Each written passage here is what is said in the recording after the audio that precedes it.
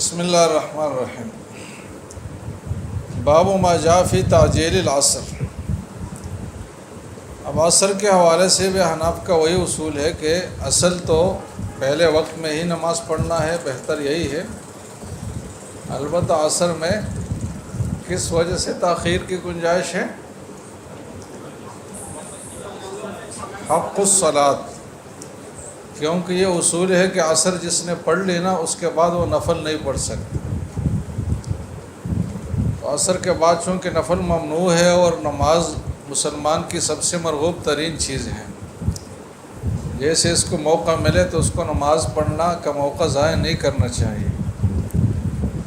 اور فقہا جو باتیں تجویز کرتے ہیں تو وہ اعلیٰ معیار کے مطابق ہی تجویز کرتے ہیں۔ اب ہم اور آپ کو تعجب ہو کہ ہم نے تو کوئی اتنی نفلیں پڑھنی نہیں ہے یار، کیوں ہماری وجہ سے عصر مؤخر کرتے ہوں؟ تو کیوں نہیں پڑھنی بھائی ہم نے نفلیں؟ کیا مسئلہ ہے؟ کیا ہمیں ثواب کی ضرورت نہیں ہے؟ کیا ہمیں اللہ کی رضا کی ضرورت نہیں ہے؟ کیا ہم کامل مکمل ہو گئے؟ یہی نوافل ہے جس سے ہمارے فرائض پورے ہوں گے، اور فرائض وہی چیز ہے جس پر پہلے سب سے پہلے نجات موقوف ہے۔ تو اگر یہ دنیا کی ایسی ضرورت کی چیز ہوتی نا تو ہم دن رات اس میں لگے رہتے کہ آپ اگر یہ پڑھیں گے تو آپ کو ایک ذاتی بنگلہ دیا جائے گا فلاں جگہ میں، تو ہم سب سے اہم ترین مصرف اسی کو قرار دیتے، جبکہ یہ بنگلہ بھی چند دنوں کا ہے اور اس کے مزے بھی مختصر وقت ہی کے ہیں۔ تو اگر ہمیں یہ کہا جائے کہ تم یہ عمل کرو گے تو آخرت میں ہمیشہ کے لیے، جس کی کوئی بھی انتہا نہیں ہے، آپ کو یہ چیزیں دی جائیں گی، تو ہم اس میں کیوں بے رغبتی کریں؟ یہ تو اپنے آپ کو بیوقوف بنانے والی بات ہوئی نا۔ اس لیے قرآن کی ترغیب یہ ہے کہ وَمَن يَرْغَبُ عَن مِلَّةِ إِبْرَاهِيمَ إِلَّا مَنْ سَفِهَ نَفْسَهُ، کہ دین سے اعراض وہ آدمی کرتا ہے جو اپنے آپ کو خود بیوقوف بنائے۔ تو بہرحال احناف کہتے ہیں کہ اس سے بعد تو نفل مکروہ ہے، تو اس سے پہلے نفل کے لیے کافی وقت دینا چاہیے تاکہ عبادت کے ذوقین اور شوقین حضرات اپنا ذوق پورا کریں۔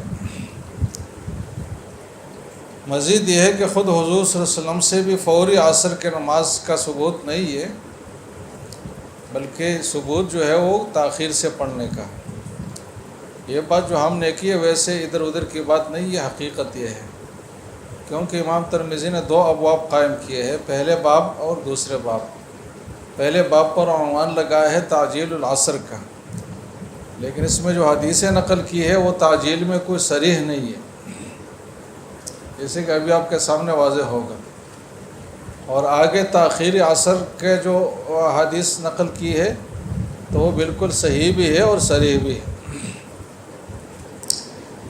تو حضور کا عمل بھی اس کے مطابق ہے، اور نماز کا فلسفہ بھی یہی کہتا ہے کہ اس کی وجہ سے تاخیر کی جائے، اس لیے احناف نے اس طریقے سے دونوں حدیثوں میں جمع کیا ہے۔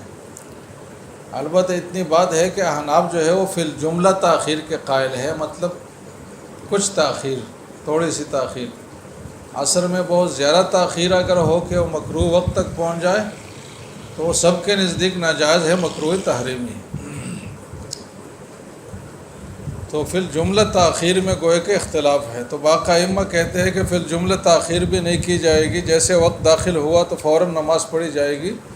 اور احناف کیا کہتے ہیں جناب کہ مطلب ایک معقول مقدار میں تاخیر کی جائے گی تاکہ نفل نمازوں کا تقاضا پورا ہو سکے۔ ابھی اب پڑھے دونوں ابواب۔ پہلا باب ہے باب ما جاء فی تعجیل العصر۔ حدثنا قتيبة قال حدثنا الليث عن ابن شهاب عن عروة عن عائشة أنها قالت صلى رسول الله صلى الله عليه وسلم العصر والشمس في حجرتها لم يظهر الفيء من حجرتها۔ اس کا لغوی ترجمہ سن لے کہ حضور نے عصر کی نماز پڑھی جب کہ سورج دھوپ ان کے حجرے میں ہوتی تھی، لم یظہر الفیء من حجرتها، اور سایہ ان کے حجرے سے دیوار پر چڑھا ہوا نہیں ہوتا تھا۔ لم یظہر الفیء من حجرتها کا کیا ترجمہ ہوگا؟ کہ ان کے حجرے میں سایہ دیوار پر چڑھا ہوا نہیں ہوتا تھا۔ اب حضرت عائشہ کے یہ فرمان سمجھنے کے لیے آپ کو ذہنی طور پر ایک نقشہ بنانا پڑے گا۔ آپ سب لوگ میری طرف دیکھیں، یہ مغرب کا جانب ہے اور یہ مشرق ہے، ٹھیک ہے۔ مسجد نبوی مغرب کے جانب میں تھی۔ یہ حضرت عائشہ کا حجرہ ہے اور وہ حجرہ بھی 2 منزلہ ہے، مطلب 2 کمرے، ایک کے دوسرے اوپر دوسرا ہے۔ تو یہ حضرت عائشہ کا کمرہ ہے، اس کے اوپر دوسرا کمرہ بنا ہوا ہے، اس طرف مسجد ہے، مسجد نبوی۔ اس نیچے والے کمرے کا ایک دروازہ مسجد کے اندر کھلتا ہے، کیونکہ یہ حجرہ بالکل مسجد سے متصل تھا۔ جیسے کہ وہ مستحاضہ والی حدیث میں ہم نے پڑھا تھا نا، حائضہ والی کہ ناولین الخمرۃ من المسجد، مسجد سے کمبل مجھے لے کر دو، تو ہاتھ بڑھا کر لیا۔ تو بالکل جیسے کہ یہ دیوار، اس میں دروازہ کھلے اور یہ مسجد ہو، اس طریقے سے ایک دروازہ مسجد میں کھلتا تھا۔ کس چیز کا دروازہ؟ حجرے کا۔ اور دوسرا دروازہ مشرق کی طرف کھلتا تھا، اس طرف۔ اب اس طرف جو دروازہ تھا تو اس کے ساتھ صحن بھی تھا کمرے کا، اور اس صحن سے 4 دیواری بھی گھومی گئی تھی۔ تو دیکھو 4 دیواری ہے، صحن ہے، کمرہ ہے، اور ادھر مسجد ہے، اور اس کمرے کا ایک دروازہ مسجد میں ہے، ایک دروازہ صحن میں۔ تو اب اس جملے کے 2 مطلب ہو سکتے ہیں۔ ایک مطلب آپ یہ لے لیں کہ آپ اس مسجد والے دروازے کی بات کریں، اس جانب سے بات کریں، مطلب مغرب کی طرف سے۔ اور اس حدیث کا مطلب آپ یہ بتائیں کہ حضرت عائشہ فرماتی ہے کہ حضور عصر کی نماز پڑھتے تھے ایسے وقت میں کہ سورج کی جو روشنی ہے وہ میرے کمرے کے دیواروں پر چڑھا ہوا نہیں ہوتا تھا۔ مطلب سورج کی روشنی کمرے میں اندر آ تو چکی ہوتی تھی، لیکن دیواروں پر چڑھی ہوئی نہیں ہوتی تھی۔ ایک مطلب اس حدیث کا یہ بیان ہو سکتا ہے کہ سورج ادھر مغرب میں ہے، اس کی روشنی آ رہی ہے، کمرے کے اندر بھی آئی لیکن دیواروں پر نہیں چڑھی۔ اب یہ مطلب 2 وجہ سے محل نظر ہے۔ کتنے وجہ سے؟ ایک تو یہ ہے کہ اگر یہ بات ہو جائے گی تو پھر صورت آپ تخیل میں لائے کہ مسجد ہے سامنے سورج کے، پھر پیچھے کمرہ ہے، تو سورج بہت نیچے جائے گی نا، تو اس کی روشنی مسجد میں آئے گی، پھر مسجد بہت نیچے جائے گا سورج، تو اس کی روشنی پھر کمرے میں دروازے کے ذریعے سے آئے گی، تو یہ بہت زیادہ تاخیر ہو جائے گی۔ اتنی تاخیر کے مکروہ وقت کے قریب قریب تاخیر ہوگی، اور اتنی تاخیر حضور سے منقول نہیں ہے۔ دوسری بات یہ ہے کہ حضرت عائشہ یہ نہیں فرماتی کہ لم یظہر النور، کیا ہے جناب؟ لم یظہر النور من حجرتہا، بلکہ لم یظہر الفیء من حجرتہا، کہ اگر اس طرف سے بات ہوتی تو کمرے کے اندر روشنی آتی ہے، سایہ آتا؟ کس نے کہا سایہ آتا؟ پاگل آدمی، روشنی آتی ہے نا، دھوپ کی روشنی، تو روشنی کے بعد ان کو کرنی چاہیے تھی، جبکہ انہوں نے سائے کی بات کی ہے کہ سایہ دیوار پر چڑھا ہوا نہیں ہوتا تھا۔ کمرے کے اندر تو سایہ ہی سایہ ہوتا ہے نا، نئی چیز جو اس میں باہر سے آتی ہے پھر دیوار پر چڑھتی ہے تو وہ کیا چیز ہوتی ہے؟ روشنی۔ تو اس لیے یہ مطلب اس حدیث کا صحیح نہیں ہے۔ اب دوسرا مطلب کیا ہے؟ تو دوسرا مطلب آپ اس طرف سے لے لیں کہ یہ حجرہ ہے، اس کے اوپر دوسرا کمرہ ہے، جب سورج ادھر جاتا ہے تو اس کمرے کا سایہ کس طرف جاتا ہے جناب؟ صحن کی طرف جاتا ہے۔ تو حضرت عائشہ فرماتی ہے کہ حضور عصر ایسے وقت میں پڑھتے کہ یہ جو کمرے کا سایہ بنا ہوتا تھا جو صحن میں سے ہو کر پھر بالآخر دیوار پر چڑھتا تھا، تو یہ سایہ صحن کے بیچ بیچ میں ہی ہوتا تھا، دیوار پر چڑھا ہوا نہیں ہوتا تھا، کہ ایسے وقت میں حضور عصر کی نماز پڑھتے تھے۔ تو یہ پھر اس تاخیر سے ذرا کم درجے کی تاخیر ہوگی۔ اب دیکھیں اس بات سے اگر آپ کوئی نتیجہ نکالیں گے تو وہ 2-3 باتوں پر موقوف ہے کہ حضرت عائشہ کے حجرے کی اونچائی کتنی تھی، اور صحن جو بیچ میں تھا اس کی وسعت کتنی تھی، پھیلاؤ کتنا تھا، اور پھر دیوار کتنی دور تھی، مطلب کیونکہ صحن اگر چھوٹا ہوگا تو جلدی سایہ چڑھے گا، اگر بڑا ہوگا تو بہت دیر سے چڑھے گا، اور یہ باتیں کوئی معلوم نہیں ہے، نہ حضرت عائشہ کا حجرہ موجود ہے، نہ دیوار ہے، نہ سایہ ہے، نہ اس کی کوئی کیفیت ہے، تو آج تو اس سے کوئی فیصلہ نہیں ہو سکتا۔ اور اس زمانے میں جو حضرت عائشہ نے یہ بات فرمائی تو اس میں بھی پتہ نہیں چلتا کہ یہ تعجیل کا کنایہ تھا یا قدر تاخیر کا کنایہ تھا۔ بظاہر تو یہ تاخیر کا کنایہ ہونا چاہیے نا، کہ حجرے کا سایہ بنا اور سایہ چڑھتے چڑھتے آگے صحن میں گیا، لیکن چلو اتنے آگے نہیں گیا کہ دیوار پر بھی چڑھے، تو اس لیے یہ کوئی صریح نہیں ہے، یہ روایت تعجیل کے باب میں۔ آپ یہ بات سمجھے نہیں سمجھے؟ کیونکہ اس کا تعلق ایک خاص جغرافیہ سے ہے، اور اس جغرافیہ کے جب تک پورا انچ بائی انچ حساب سامنے نہ ہو تو آپ کوئی فیصلہ نہیں کر سکتے۔ اور جس وقت حضرت عائشہ نے یہ بات فرمائی تھی اس وقت بھی ہمیں یہ پتہ نہیں ہے کہ یہ بات انہوں نے تعجیل کے کنایے کے طور پر بتائی تھی یا قدر تاخیر پر بتائی تھی، لیکن چلو اگر تعجیل پر بھی ہم محمول کریں گے تو مطلب یہ کہ وہ قدر تاخیر سے منافی نہیں ہے، کیونکہ ہم بھی بہت تاخیر کے قائل نہیں ہیں نا۔ قدر تاخیر جیسے کہ 15-20 منٹ، آدھا گھنٹہ مثلا، اتنی تاخیر، تو اس کے ساتھ پھر تعجیل کی بات بھی آپ کہہ سکتے ہیں کہ یہ تعجیل ہے۔ تو بہرحال یہ روایت کی حال یہ ہے، اس لیے میں نے آپ کو کہا تھا کہ دونوں روایتیں آئیں گی اور وہ صریح نہیں۔ وفی الباب عن انس و ابی اروہ و جابر و رافع بن خدیج ویروى عن رافع ایضا عن النبی صلی اللہ علیہ وسلم فی تاخیر العصر ولا يصح قال ابو عیسیٰ حدیث عائشہ حدیث حسن صحیح وهو الذي اختاره بعض اهل العلم من اصحاب النبي صلی اللہ علیہ وسلم منهم عمر عبد الله بن مسعود وعائشہ وانس وغیر واحد من التابعین رأوا تعجیل صلاة العصر وکرهوا تاخیرها۔ وبه يقول عبد الله بن مبارک والشافعی واحمد واسحاق۔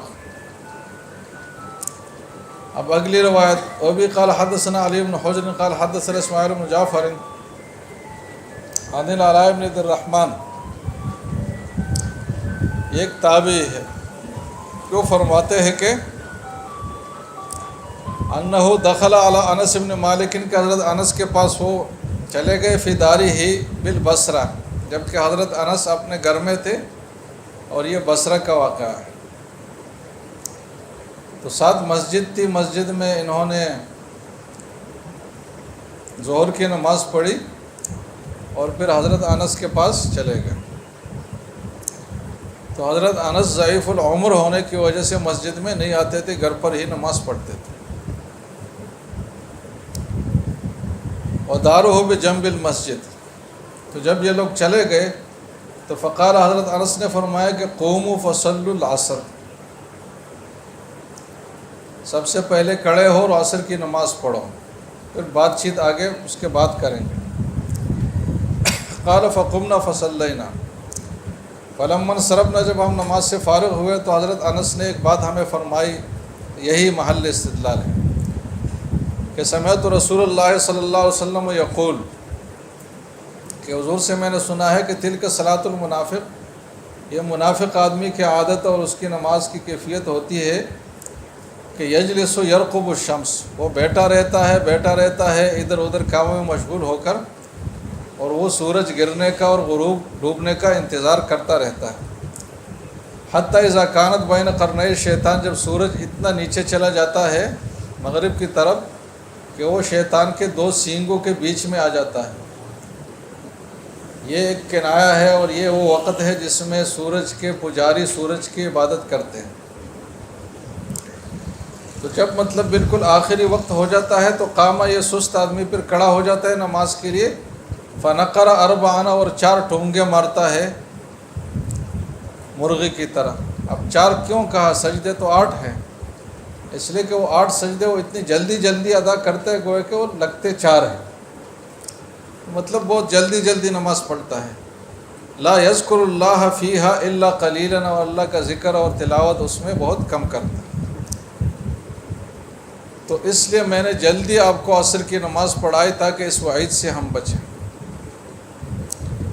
تو احناف کہتے ہیں کہ اس حدیث میں جس بات پہ وعید ہے اور جتنی تاخیر پر وعید ہے اس کا تو کوئی بھی قائل نہیں ہے کہ اتنی تاخیر ہو کہ سورج پیلا پڑ جائے اور اس کا رنگ متغیر ہو جائے اور وقت مکروہ داخل ہو، تو اس تاخیر کو تو ہم بھی ناجائز کہتے ہیں۔ ہم تو قدر تاخیر کی بات کر رہے ہیں، کچھ نہ کچھ تاخیر کی، اور وہ کچھ نہ کچھ تاخیر اس کے منافی نہیں ہے، جیسے کہ آگے روایت سے ثابت ہوگا۔ اب اگلی روایت پڑھیں۔ باب ما جاء فی تاخیر صلاۃ العصر وبه قال حدثنا علی بن حجر قال اخبرنا اسماعیل بن علیہ عن ایوب عن ابن ابی ملیکہ عن ام سلمہ انها قالت کان رسول اللہ صلی اللہ علیہ وسلم اشد تعجیلا للظہر منکم وانتم اشد تعجیلا للعصر منہ، کہ آپ حضور کے بالکل الٹا چل رہے ہیں، کہ وہ ظہر کی نماز جلدی پڑھتے تھے، آپ لوگ تاخیر سے پڑھتے ہیں، اور عصر کی نماز وہ کچھ تاخیر سے پڑھتے تھے اور آپ لوگ بہت جلدی پڑھتے ہیں۔ جیسے کہ حضرت انس کی روایت سے بھی آئے، تو اس پر حضرت ام سلمہ نے نکیر کیا کہ اتنی جلدی پڑھنا نہیں چاہیے۔ اب جو اشد تعجیلا للظہر ہے، یہ بات پہلے آ چکی ہے کہ یہ سردیوں کے زمانے پر محمول ہے، کیونکہ گرمیوں کے زمانے میں، شدید گرمی میں تو الگ روایات ہیں نا، جس میں کس چیز کا حکم ہے جناب؟ ابراد بالظہر کا حکم ہے۔ تو اصل یہاں دوسرا جملہ ہے کہ انتم اشد تعجیلا للعصر منہ۔ اس جملے کا کیا مطلب ہے؟ اس جملے کا یہ مطلب نہیں ہے کہ آپ عصر کی نماز وقت سے پہلے پڑھ لیتے ہیں، وقت داخل ہونے سے پہلے پڑھتے، یہ مطلب اس کا نہیں ہے، کیونکہ وقت سے پہلے تو نماز ہوتی نہیں ہے، تو یہ تو ممکن نہیں ہے کہ صحابہ وقت سے پہلے نماز پڑھتے تھے، بلکہ اس کا مطلب یہ ہے کہ وقت داخل ہوتے ہی فوراً تم لوگ نماز پڑھتے ہو، جبکہ ایسا نہیں کرنا چاہیے۔ تو کیا کرنا چاہیے؟ کچھ تاخیر کرنی چاہیے، اور احناف یہی تو کہتے ہیں کہ کچھ تاخیر کرے، تاکہ جو وضو کرنے والے وہ اطمینان سے وضو کرے، اور جنہوں نے پھر نفلیں پڑھنی ہے وہ اطمینان سے نفلیں پڑھ سکے۔ تو یہ حدیث بالکل صریح بھی ہے اور صحیح بھی ہے۔ قال ابو عیسیٰ وقد روی هذا الحديث عن ابن جریج عن ابن ابی ملیکہ عن ام سلمہ نحوه ووجدت في کتابی اخبرنی علی بن حجر اسماعیل بن راہب بن جریج وحدثنا بشر بن معاذ البصری قال حدثنا اسماعیل بن علی عن ابن جریج بهذا الاسناد نحوه هذا اصح۔ اور اس حدیث پر ان کو حسن صحیح کا حکم لگانا چاہیے تھا، لیکن پتہ نہیں کیوں نہیں لگایا، کیونکہ کوئی اس میں بات نہیں ہے ایسی۔ تو بہرحال خلاصہ یہ ہوا کہ احناف بہت اعتدال کے ساتھ دونوں حدیثوں پر عمل کرتے ہیں اور قدر تاخیر کے استحباب کے قائل ہیں۔ باب ما جاء فی وقت المغرب۔ اب حدیث جبرائیل میں جو مغرب کا وقت آیا تھا، تو آپ کو یاد ہے کہ پہلے دن کون سا وقت تھا، دوسرے دن کون سا وقت تھا؟ ایک ہی وقت تھا دونوں دنوں میں، جبکہ یہاں بات ثابت ہوگی کہ اس میں تاخیر کی بھی گنجائش ہے۔ اس لیے امام ابو حنیفہ نے جو بات کی تھی نا، وہ بہت مضبوط ہے کہ حدیث جبرائیل کے جو اوقات ہیں یہ بعد میں تبدیل ہوئے ہیں، یہ اپنی جگہ پر برقرار نہیں رہے ہیں، ورنہ اگر اس حدیث کو بظاہر لیا جائے تو اس میں مغرب کا وقت بہت ہی تنگ ہے، صرف 5 رکعت کے بقدر ہے کہ آپ غسل کر کے یا وضو کر کے 5 رکعت پڑھ سکیں۔ اس لیے تو امام شافعی کا ایک قول بھی یہ ہے کہ مغرب کا وقت مضیق ہے، جیسے کہ امام ترمذی نے بھی اس کا تذکرہ کیا ہے، لیکن چونکہ باقی روایات سے پھر حدیث جبریل کے اوقات میں ترمیم ثابت ہے، لہذا احناف نے ان باقی روایات کو لیا۔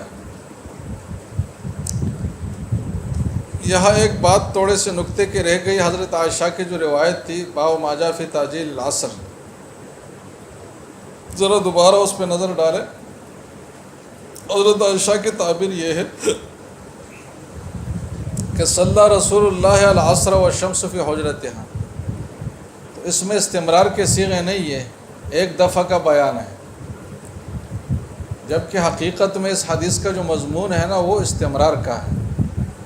حضرت عائشہ یہ فرما رہی ہے کہ حضور ہمیشہ ایسا کرتے تھے۔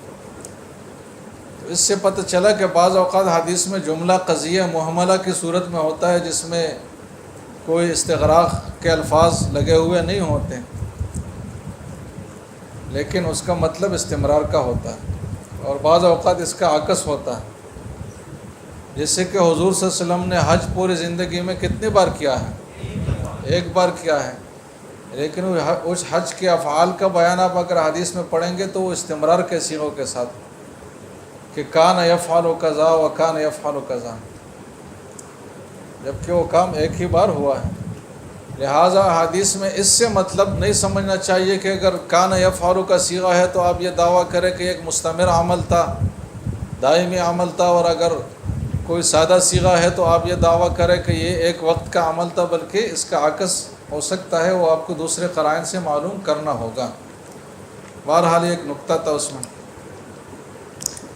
تو وقت المغرب کے حوالے سے دیکھیں، وہ بھی قال حدثنا قتيبة قال حدثنا حاتم بن اسماعیل عن یزید بن ابی عبید عن سلمة بن الاکوع قال كان رسول اللہ صلی اللہ علیہ وسلم يصلي المغرب اذا غربت الشمس وتوارت بالحجاب، کہ جیسے سورج ڈوب جاتا اندھیروں کے پیروں میں تو حضور اس وقت کیا کرتے جناب؟ مغرب کی نماز پڑھاتے، مطلب جلدی سے پڑھاتے۔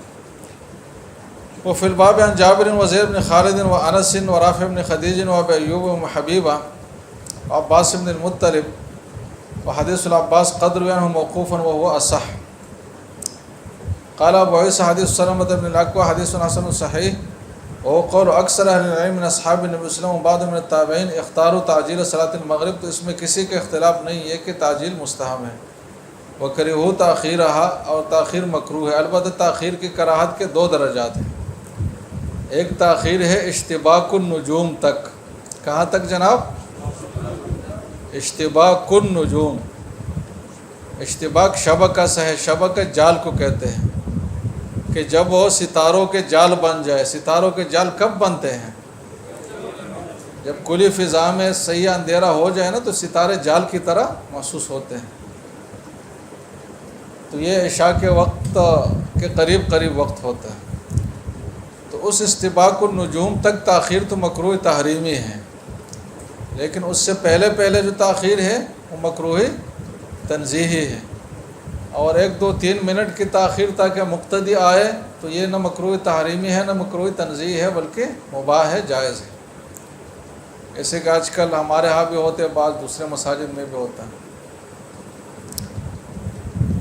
تو تاخیر پہ کراہت پہ اتفاق ہے۔ حتی قال بعض اہل العلم لیس لصلاۃ المغرب الا وقت واحد وذهبوا الى حدیث نبی صلی اللہ علیہ وسلم حیث صلی به جبرائیل وقول ابن مبارک والشافعی، وہ مضیق والی بات ہے کہ امام شافعی اور امام کون جناب عبداللہ بن مبارک نے حدیث جبرائیل کے تناظر میں اس وقت کو مضیق قرار دیا ہے، لیکن ان کے ہاں یہ مفتابی اقوال نہیں ہے، ان کے مذہب میں مفتابی یہی ہے کہ اس میں وسعت ہے۔